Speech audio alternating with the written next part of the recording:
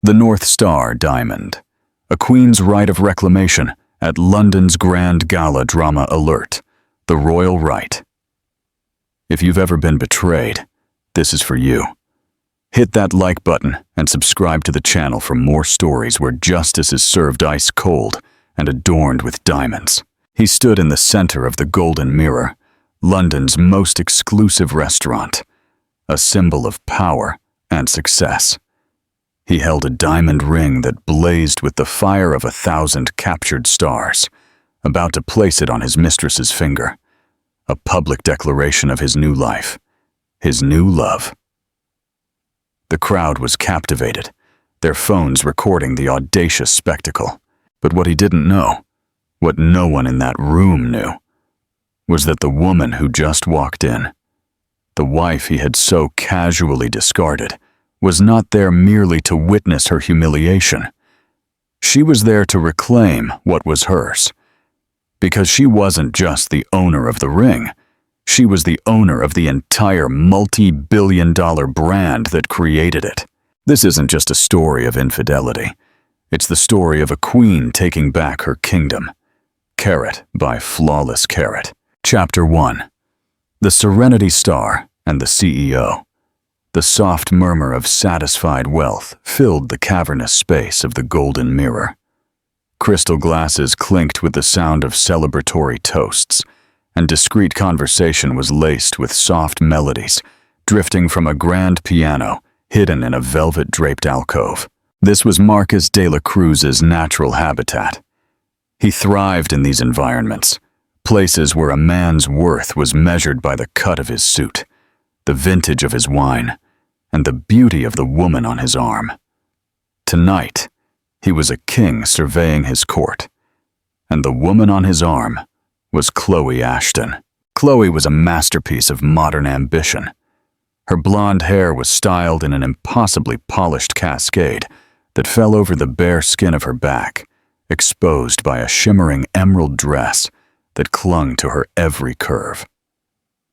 She was 28, 2 decades Marcus's junior, and she looked at him with an intoxicating blend of awe and adoration that he had long stopped seeing in his wife's eyes. Marcus sipped his Negroni, the dark liquid a perfect complement to the smug satisfaction warming his chest.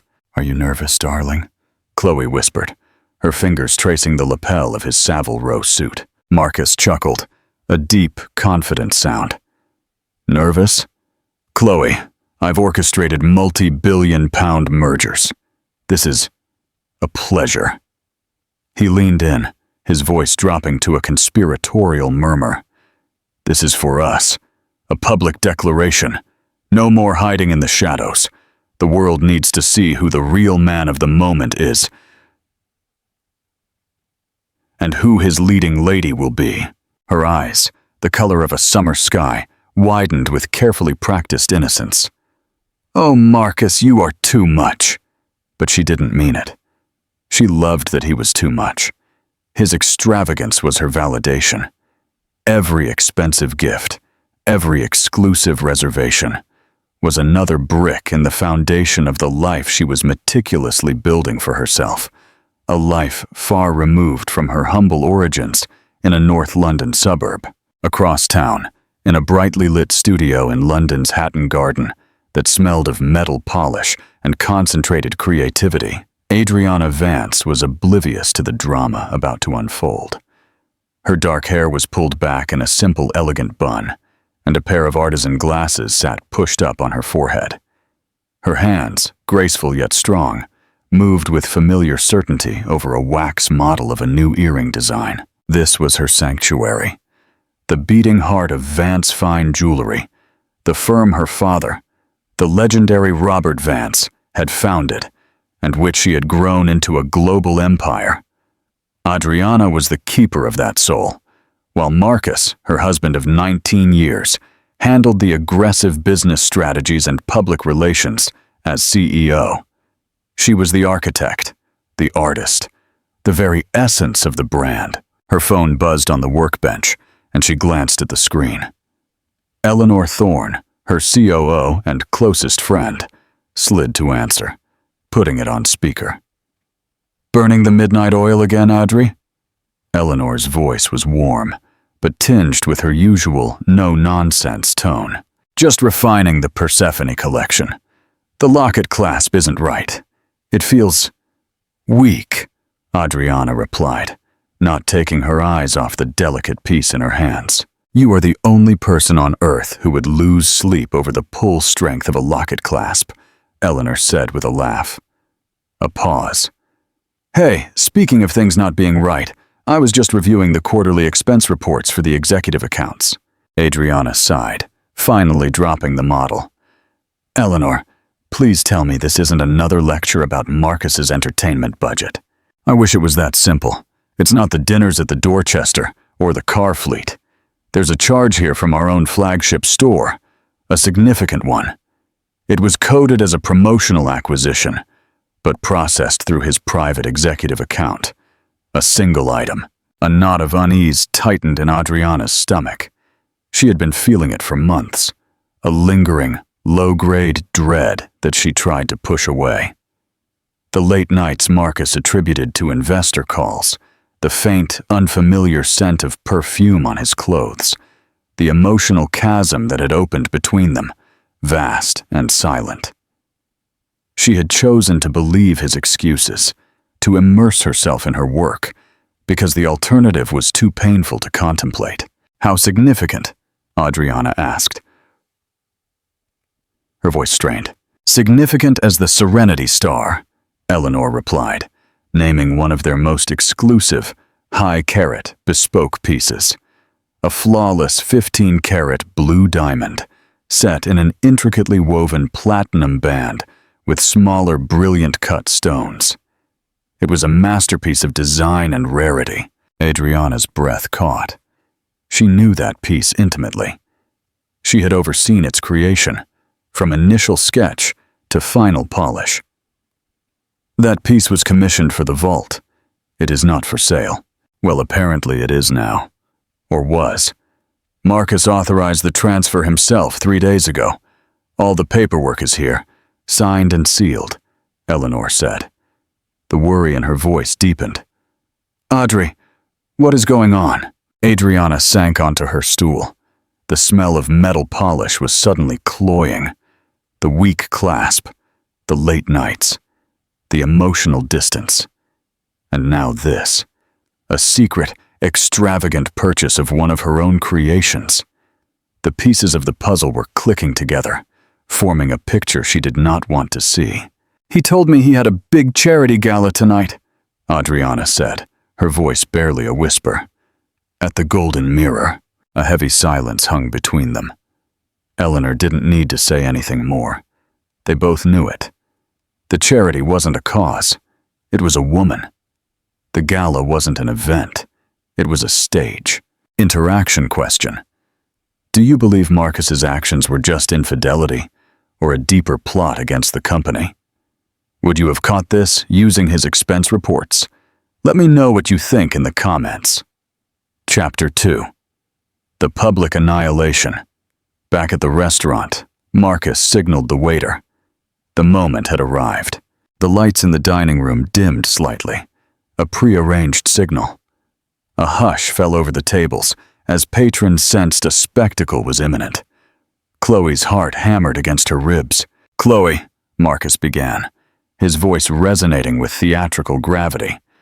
For too long, I have been living a life of obligation, a life in black and white. You brought the color back. You have shown me what real passion, real partnership can be. He reached into his jacket pocket and pulled out a small velvet box. It was the deep navy blue, the signature color of Vance Fine Jewelry. Chloe gasped. Her hands flew to her mouth. This was it, the culmination of all her efforts, the ultimate prize. Marcus's eyes shone with triumph as he opened the box. Nestled inside, the diamond, the Serenity Star, drank the light of the room and returned it in a dazzling, fiery explosion of blue and white brilliance. It was more magnificent than she could ever have imagined. With the entire restaurant watching, with dozens of phones held aloft, recording his every move. Marcus de la Cruz slid out of his chair and dropped to one knee before his mistress. "Chloe Ashton," he declared, his voice ringing across the silent room. "Will you do me the honor of becoming my wife?" The tears sprang to Chloe's eyes, tears of genuine, overwhelming joy. This was her coronation. She opened her mouth to speak the one word that would seal her destiny, the word she had been dreaming of for months. "Yes," she began to breathe out, a soft, eager sound. But the word was swallowed by another voice. A voice that was not loud, but was delivered with such clarity and authority that it cut through the captivated silence of the room like a diamond shard. "That is a beautiful piece, Marcus. I'm glad you appreciate my work." Every head in the restaurant swiveled toward the grand entrance. Standing there, framed by the ornate archway, was Adriana Vance. She was not what the room expected. Marcus's descriptions had painted a picture of a mousy, withdrawn woman, a ghost haunting a workshop. The woman who stood before them was the opposite. She wore a simple, impeccably tailored black gown that skimmed her ankles. It was unadorned, save for one breathtaking piece of jewelry, a necklace of her own design, a cascade of white diamonds and sapphires that coiled around her neck like a celestial serpent. Her dark hair was swept up in a sleek bun, and her face, though pale, was a mask of serene composure. She did not look angry or hysterical. She looked like the owner of the room. In truth, she was the owner of the very brand that was at the center of the spectacle. Behind her, one step to her left, stood Eleanor Thorne. In a sharp pantsuit, a tablet clutched in one hand, and an expression of grim satisfaction on her face, Eleanor looked less like a guest and more like an executioner's aide. Marcus froze, still on one knee, the ring held aloft. The blood drained from his face, replaced by a mottled purple of sheer shock. It was as if he were seeing an apparition. This was impossible. Adriana never came to these events. She was supposed to be in her studio, safe, oblivious. Chloe stared, her mind struggling to process the scene. Who was this woman? Her composure, her elegance, the way the entire room's energy had shifted to orbit around her. A cold, sharp sliver of doubt pierced her triumphant haze. Adriana's deep, intelligent brown eyes swept the room once, acknowledging the audience before settling on the tableau at table 12. She began to walk forward, her heels making a soft, rhythmic tap-tap on the marble floor. It was not the hurried, frantic stride of a wronged woman. It was the unhurried, deliberate step of a predator closing in on cornered prey. Adriana reached the table. She did not look at Marcus. Her gaze rested on the blazing ring in the box, and then lifted to meet Chloe's confused, frightened eyes. Adriana's expression was not one of anger, but of something far more unnerving. A clinical, almost pitying assessment. "He didn't tell you, did he?" Adriana's voice was quiet, conversational. Yet it carried a steel edge. "About who I am? Or about that ring?" Chloe could only shake her head. Her fairy tale moment was dissolving into a nightmare. Marcus scrambled to his feet, his face a mess of confusion and nascent rage. "Adriana, what the hell are you doing here?" he hissed, trying to keep his voice down, to contain the escalating disaster. "You're making a scene. This is a private matter." Adriana finally turned her gaze to him. The look in her eyes was one he had never seen before. The warmth, the tolerance, the quiet patience, it was all gone. In its place was a chilling clarity, the dispassionate focus of a master jeweler inspecting a flawed stone. "A private matter?" she repeated, her voice still level, but now laced with potent irony. "You dropped to one knee in a room full of people, with cameras flashing, to propose to your mistress using a ring I designed for our 20th wedding anniversary. You made this public, Marcus. I am only here to add some context. The word mistress fell like a physical blow. Chloe winced. Her face flushed a deep, painful scarlet. The whispers in the room grew louder, more feverish. Adriana had planned every move. This was no crime of passion. It was a strategic, calculated demolition. The architect had arrived, and she was about to show everyone the fatal flaws in the foundation of the life her husband had built. Marcus, regaining a sliver of his bluster, tried to take control. Adriana, you are hysterical. You are highly distressed. Let's go home and discuss this. He reached out to grab her arm, a gesture of command disguised as concern. Adriana pulled her arm away with a movement so fluid and definitive, it was as if he had touched air. No, she said, the single word sharp enough to make him recoil. We have nothing to discuss at home. Everything that needs to be said will be said right here. She directed her attention back to Chloe, who looked like she wished the floor would swallow her. Adriana's voice softened, but not with sympathy, rather with the detached tone of a professor explaining a complex but tragic theorem. That ring, she began, pointing to the box Marcus still clutched in his trembling hand.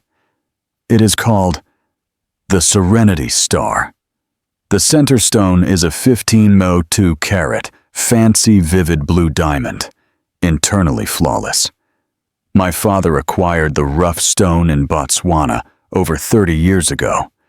He never cut it because he was waiting for the right inspiration. She paused, letting the history of the stone sink in. This wasn't just a product off the shelf. It was a legacy. I designed that setting personally. Every detail has meaning. Do you see the woven platinum bands? They were meant to represent two separate lives twisting together to strengthen each other. The 19 smaller diamonds inlaid along the band, one for every year of our marriage. The hidden sapphire on the inside of the band is my birthstone. I designed it as an anniversary gift for my husband, from me. Every sentence was a perfectly aimed blow, dismantling Chloe's fantasy piece by piece. The ring she had pinned all her hopes on was not a symbol of their future, but an artifact of a marriage she had helped destroy. It was stolen heritage. Chloe looked from the ring to Marcus, her eyes wide with accusation. "You told me you commissioned it for me?" she whispered, her voice cracking. Marcus spluttered. "I did not. Adriana, you are twisting things. This is a malicious lie." "A lie?" Adriana's voice sharpened. "Eleanor." Eleanor stepped forward, holding her tablet. On the screen was a crisp image of Adriana's original hand-drawn sketches of the Serenity Star. They were dated, signed, and watermarked Vance. The original design schematics dated 2 years ago, Eleanor announced with clarity, along with the GIA certification for the stone, which lists the Vance Family Trust as the original owner. Adriana continued, her focus now laser-sharp on Marcus. "And as for how you commissioned it, let's discuss that. You did not buy this ring, Marcus. You stole it." "That is slander," he growled, his face contorting in rage. "Is it?" Adriana's calm was terrifying. "You used your executive discretionary fund to authorize a promotional transfer of the ring from the master vault to your possession. The transaction, no MTTP or B1, was processed at 4:15 p.m. 3 days ago. The stated purpose was for an investors event display. You falsified the acquisition request, circumventing the standard multi-signature protocol required for any item valued over £1 million. You know the protocol because you wrote it. The level of detail was breathtaking. This was no emotional outburst. This was a formal indictment. She was laying out a case for grand larceny in the middle of a 5-star restaurant. The value of that ring is not what you paid, because you paid nothing. Its appraised insurance value is $28 million. "Oh," Adriana stated, her voice resonating in the deep, deathly silence of the room. You took a corporate asset, a piece of my family's history, and tried to give it to your mistress as a personal item. That is not just infidelity, Marcus. That is embezzlement. That is fraud. Chloe let out a small, strangled sob. Her dream had turned into a sordid criminal conspiracy. She looked at the diamond, and it no longer looked beautiful. It looked like evidence. It felt heavy, contaminated. A millstone that might drag her down with him. Marcus was cornered. His bravado had evaporated, leaving behind the raw panic of a man whose carefully constructed world was imploding in real time. He looked around the room, at the faces of his peers, his investors, his friends. He saw no support, only shock, disgust, and the cold, unforgiving judgment of his social and financial equals. Mr. Davies, at his corner table, was slowly shaking his head, an expression of deep disappointment on his aging face. "You," Marcus stammered, pointing a shaking finger at Adriana. "You will regret this. I built this company while you hid in your workshop." A humorless smile touched Adriana's lips. "That is the biggest lie of all," her voice dropped, becoming intensely personal. "You built nothing, Marcus. You were the auctioneer. I was the artist. You sold the paintings. I bled the paint onto the canvas. You took credit for my work, for my father's legacy. You thought I was a silent partner you could control. You thought I was just a name. But you forgot something." She took one step closer, her eyes boring into him. "My name is on the building. My name is on the box. And my name is on every share that gives you the power you so arrogantly flaunt. You are an employee, Marcus, and your performance review is long overdue." The finality of Adriana's words hung in the air, like the silence after a lightning strike. Marcus de la Cruz's illusion, the master of the universe, the charismatic CEO, had been utterly and irrevocably shattered. He stood exposed, a common thief and an adulterer, stripped of his power and prestige in front of the very audience he had sought to impress. Chapter 3. The Queen's Authority. The room, which had been buzzing with whispers, fell into a deep, uncomfortable silence. The only sound was the distant clatter of a dropped fork from the kitchen. No one dared to speak.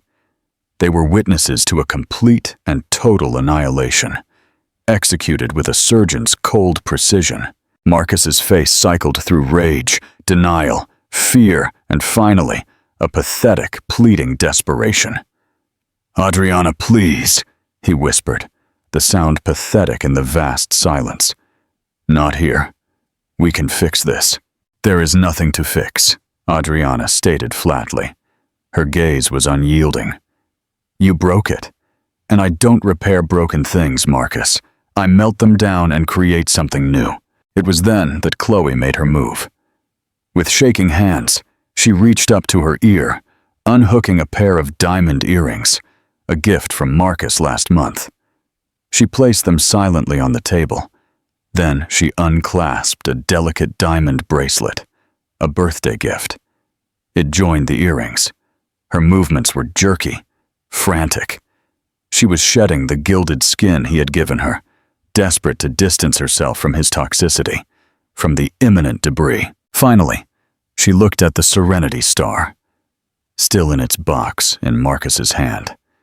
She wouldn't even touch it. She looked at Marcus, her face a mask of revulsion and betrayal. "You used me," she said, her voice choked with tears. "You told me she was nobody. You told me this was our future." "It was," Marcus pleaded, turning to her. But his words were hollow. "No," Chloe said, shaking her head as she backed away from the table. "This is your mess. I don't want any part of it." With one last mortified glance at Adriana, she turned and fled, weaving between the tables of stunned onlookers and disappearing out the main door. Her emerald dress, a streak of color fading into the night. She left her champagne flute, her half-eaten meal, and her entire fantasy life on the table. Marcus was now truly alone. He stood, a pariah at his own party, clutching the multi-million-pound ring that had become the symbol of his ruin. He directed his fury back at Adriana. "You think you can just walk in here and ruin me? I am the CEO of Vance Fine Jewelry. I have contracts. I have a board." About that, Adriana interrupted softly. As the majority shareholder, holding 75% of the voting shares, which I inherited directly from my father, and which our prenuptial agreement, which you called a mere formality, keeps securely in my name, I have the authority to call an emergency board session. I did, in fact, an hour ago, via secure video conference. Eleanor held up her tablet again. This time, it showed the faces of the other 4 board members on a live video call, each looking grim and resolute. "They have all viewed the preliminary evidence of your financial malfeasance, Marcus," Adriana continued, her tone chillingly professional. "They have seen the unauthorized transfer records. They have also been informed of the blatant misuse of company assets for personal gain, which constitutes a gross breach of your fiduciary duty and your employment contract. As of 5 minutes ago, the board voted unanimously. Your position as CEO of Vance Fine Jewelry is terminated, effective immediately. Your corporate accounts have been frozen. The security codes to your office have been changed. The locks to our home will be changed within the hour." 2 large, imposing men in dark suits, who had discreetly entered the restaurant moments earlier, now stepped forward. They were not restaurant security. They had the hard, professional look of a private corporate security detail. Eleanor had summoned them. "These gentlemen will escort you off the premises," Adriana said, her voice devoid of emotion. "Your personal effects from the office will be couriered to a location of your choosing. You are no longer welcome at any Vance Fine Jewelry establishment. You are no longer welcome in my life." One of the security men gently but firmly took the velvet box from Marcus's nerveless grasp and handed it to Adriana. She accepted it without a word. Marcus stared at her, his mouth agape. He was defeated. He had no more moves to make. The empire he had boasted of building had cast him out. The woman he had discarded as a fragile artist had checkmated him in public. He was nothing. As the security guards flanked him and began to guide him toward the exit, he shot one last poisonous glare at Adriana. "You'll be nothing without me. You'll run it into the ground." Adriana simply watched him go, her expression serene. The crowd parted as the disgraced CEO was escorted out like a common criminal. When the door closed behind him, a collective breath was released. The performance was over. Adriana stood for a moment, the velvet box in her hand. Then, she turned to the stunned room. She looked directly at Mr. Davies, who raised his wine glass in a silent, respectful toast. Adriana gave him a slight, almost imperceptible nod of acknowledgement. Then she addressed the room. "My apologies for the interruption," she said, her voice calm and strong. "Please enjoy your evening. And do not forget to donate generously to the Gems of the City Fund. The arts are a worthy investment." With that, she turned. And with Eleanor by her side, she walked out of the restaurant, leaving the wreckage of her former life behind to step into the dawn of the new one. Conclusion and meaningful ending 6 months later, the air in the Vance Fine Jewelry flagship store on London's Bond Street was electric. The scandal at the Golden Mirror had become a legend of the London social set, a story of corporate intrigue and personal justice that, paradoxically, had been the best publicity the brand could have hoped for. The story wasn't just about an unfaithful husband. It was about the quiet, brilliant woman who had reclaimed her throne. Adriana Vance was no longer the lonely artist behind the brand. She was its fierce and celebrated heart. The store was packed for the launch of her latest collection, the Phoenix, It was her first solo collection as chief creative director and CEO, and the industry watched with high expectation. They were not disappointed. The pieces were bold, innovative, and deeply personal. They spoke of fire, of rebirth, of strength forged in adversity. Industry critics raved, calling it her masterpiece. Sales had skyrocketed. Adriana had not just saved her company from her husband, she had made it more successful than ever. Marcus de la Cruz had faded into obscurity. Mired in lawsuits and facing federal fraud charges, he had become a social and professional pariah.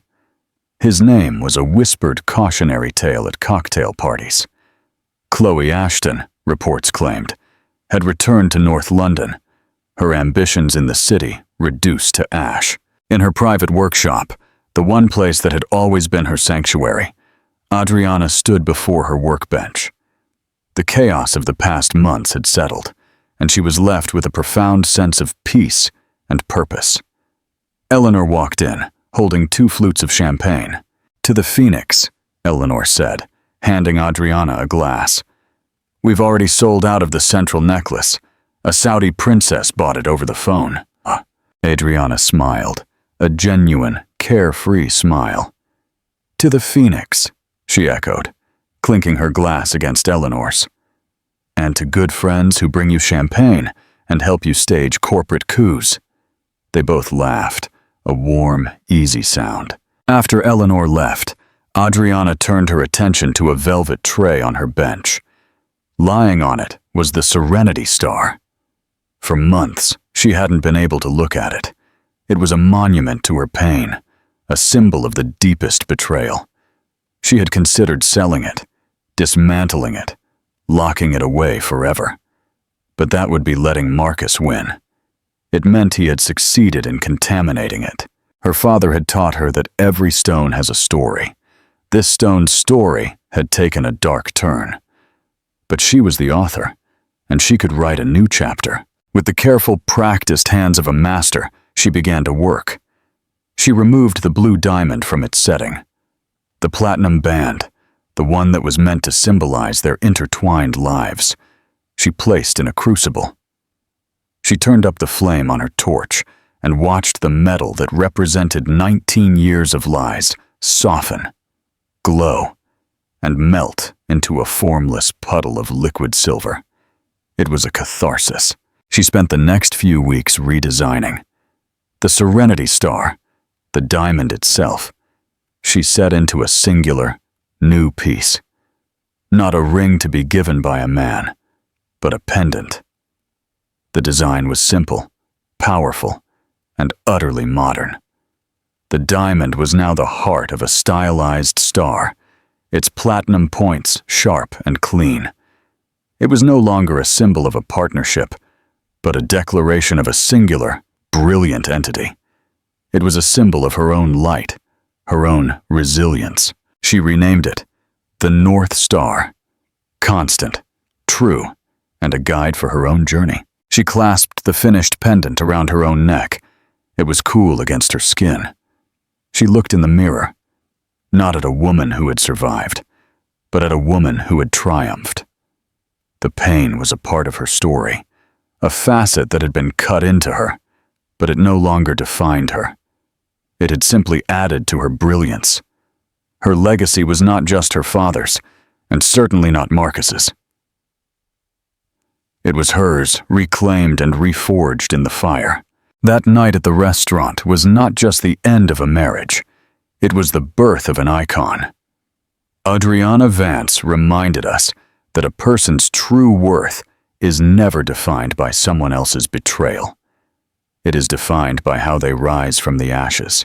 Marcus thought he was taking everything from her, but he only succeeded in giving back the one thing he had stolen over the years, her own power. Her story is a powerful testament to the fact that sometimes the most devastating moments of our lives are only the stage for our greatest comeback. What did you think of Adriana's ultimate power move? Could you have been as calm and calculating as she was? Tell me your opinion in the comments. If this story inspired you to take control of your own life, share this video. And if you haven't already, subscribe to the channel. Chak Chan Roy. Toisin Loy, Vida Quen Yu Ko Chuin Ngu Sang Ting An, Chuffen Ket Mo. The North Star, Diamond, A New Horizon, Open Ending. This is a rewritten open ending section, replacing the final conclusion of the previous chapter. It sets the stage for Adriana's next grand ambition. Context. CEO Adriana Vance's office, 1 year after the Golden Mirror incident. 1 year had passed since the night at the Golden Mirror. Adriana Vance had not just salvaged, but elevated Vance Fine Jewelry. She had turned the scandal into a brand narrative about authenticity and female empowerment. Sitting in her new CEO office, which was once Marcus's, Adriana was reviewing a series of new designs for the spring collection. The North Star, the stunning blue diamond now set into her personal pendant, sparkled under the light, a symbol of her steadfast resolve. The phone rang. It was Eleanor. "Amazing, incredible news, Adri," Eleanor said, her voice buzzing with excitement. "We've officially finalized the acquisition of Thorn Developments. After Marcus went bankrupt, the investors ran for the hills. Now, their architecture division is entirely ours." Adriana closed her eyes. This was the final piece of the corporate revenge. Not just Marcus's downfall, but the takeover of the power structure he once represented. "That's excellent," Adriana replied, her voice steady. "We now own both the construction firm and the jewelry design house. We can create anything." "Exactly. He lost it, we got it. Loser." Eleanor laughed. "So, Chairwoman Vance, what's the next move? Are we expanding into real estate or—" Adriana gazed out the window, where the London skyline stretched out like a map. From this vantage point, she could see major construction projects, developing boroughs, all waiting for a new creator. "The next move," Adriana echoed, picking up the North Star diamond pendant. "I used fire to refine metal and diamond. I saved my brand and destroyed a man." She stood up, walking over to a large table where architectural blueprints were spread out. Complex, ambitious designs for sustainable skyscrapers and urban developments. "But that was the past," she said. "I am an artisan. I was born to build, not to demolish." "So?" Eleanor prompted, puzzled. "I have crafted diamonds for queens and princes, but I have never built a city," Adriana declared, her voice carrying a newfound, powerful resolve that outshone the diamond's light. "Marcus thought I was just the name on the jewelry box. It is time I put my name on the skyline." Eleanor was silent for a few seconds. Then she gasped. "You don't mean you're going to step out of the jeweler's bench and—" "I am not abandoning anything," Adriana cut in, a hint of a smile touching her lips. "I am simply expanding my vision. Vance Fine Jewelry will continue, but I, Adriana Vance, will lead that newly acquired architecture team. I will build the structures Marcus only dreamed of. I will prove that a jeweler can be a far greater architect than any financier." Adriana hung up the phone. She placed the North Star on the table, then leaned over the massive map. She placed one finger on an empty plot of land along the River Thames, a plot Marcus had famously tried and failed to develop. Her diamond was forged. Her enemy was vanquished. Now, she stood between two worlds, the quiet focus of the artisan and the loud, exhilarating chaos of the construction site. The open ending. Adriana stood there, her hand resting on the map, poised between continuing the peaceful life of a jewelry CEO and embracing the challenge of forging a new architectural legacy. She smiled, a deep, knowing smile. She had reclaimed her crown. But what does a true queen do with it? Continue to reign over a secure kingdom, or conquer vast, unexplored territories? "The time for gold and silver is over," she murmured to herself, picking up a technical pencil. "Now is the time for concrete and steel." We saw the collapse of Marcus. But are we ready to witness the rise of Adriana Vance, the maker of a new London? The journey of a stolen architect is only just beginning. Let us know in the comments what you think Adriana should build first: a sweeping green development or a magnificent new museum for Vance fine jewelry. And don't forget to subscribe to the channel so you don't miss the next chapter of this journey.